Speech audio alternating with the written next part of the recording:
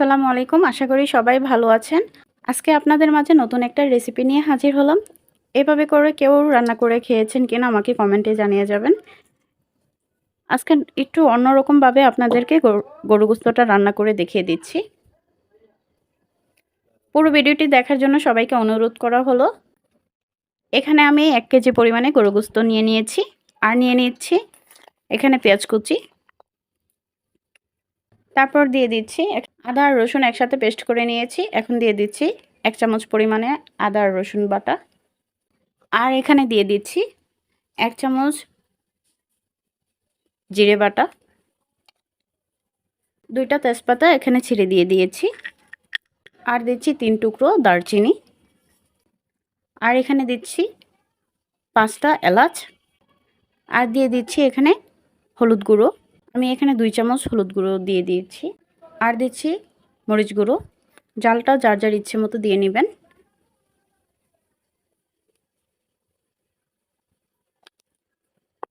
দিয়ে দিচ্ছি স্বাদ মতো লবণ, আর দিয়ে দিচ্ছি ধনিয়া গুঁড়ো, আর দিয়ে দিচ্ছি পরিমাণ মতো তেল।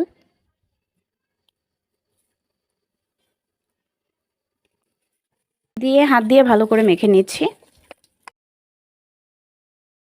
এভাবে করে মাংসটা রান্না করলে খেতে দারুণ টেস্ট হয়। আর এভাবে করে এই গরমের মধ্যে গরু গোশতটা দারুণ মজা হয়। এই গরমের মধ্যে গরু গোশতটা এভাবে রান্না করলে খেতে অনেক মজা পাবেন, আর একবার খেলে বারবার খেতে ইচ্ছে করবে। একবার হলেও ট্রাই করে দেখবেন খেতে কতটা টেস্টি হয়। যারা নতুন রাঁধুনি আছেন তারা এভাবে করে রেসিপিটা ফলো করতে পারেন। আজকে কি দিয়ে আমি গরু গোশতটা রান্না করছি পুরো ভিডিওটি দেখার জন্য সবাইকে অনুরোধ করা হলো। এখন আমি চুলায় বসিয়ে দিচ্ছি। চুলায় বসিয়ে দিলাম। এখন ঢাকনাটা তুলে ভালো করে নেড়ে চেড়ে দিচ্ছি। এভাবে করে ভালো করে নেড়ে চেড়ে দিয়ে আবার ঢেকে দিলাম। আবারও ঢাকনাটা উঠিয়ে ভালো করে নেড়ে চেড়ে দিচ্ছি।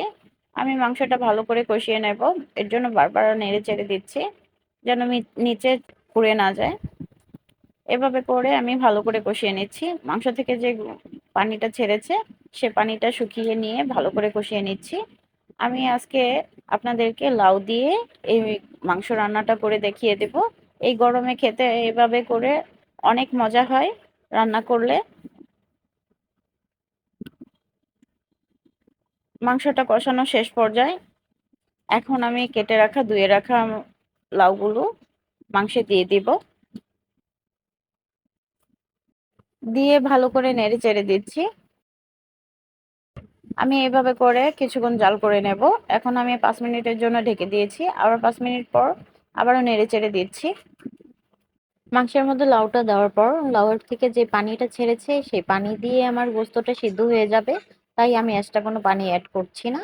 আর আমি এই পানিগুলো শুকিয়ে নেব। পুরো পানিটা আমি শুকিয়ে নেব, তাই বেশ কিছুক্ষণ জাল করে নেব।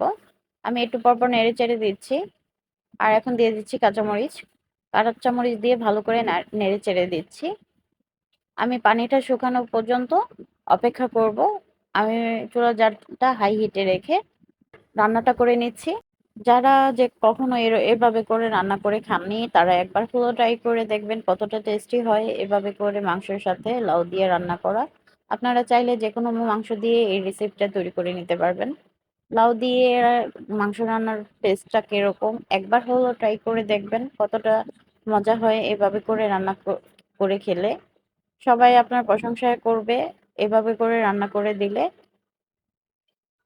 আপনার রান্নার ভক্ত হয়ে যাবে এভাবে রান্না করে খাওয়ালে।